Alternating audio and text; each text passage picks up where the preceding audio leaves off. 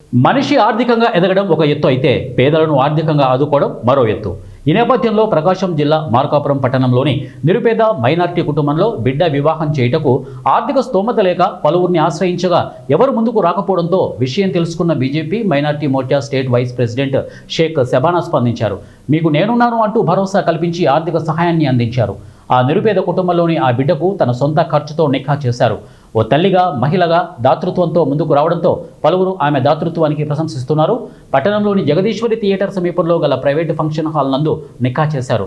ఈ సందర్భంగా షబానా మాట్లాడుతూ తండ్రి పక్షవాతంతో తల్లి కూలికి వెళ్తూ ఆర్థిక ఇబ్బందులు ఎదుర్కొంటున్న ఆ కుటుంబానికి అండగా నా వంతు ఆర్థిక సహాయంతో నిఖా చేయడం జరిగిందని వారు తెలియజేశారు.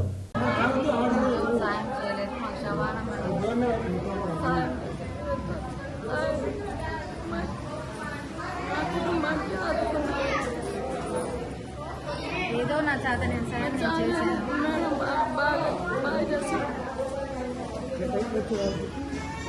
మేడం మాకు సహాయం చేసి బాగా చేసింది. మాకు అండగా నిలబడడం మేడం.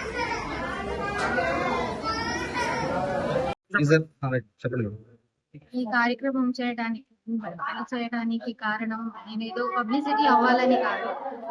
వాస్తవంగా వీళ్ళు అందరి దగ్గరికి వెళ్ళి హెల్ప్ అడుగుతున్నారు.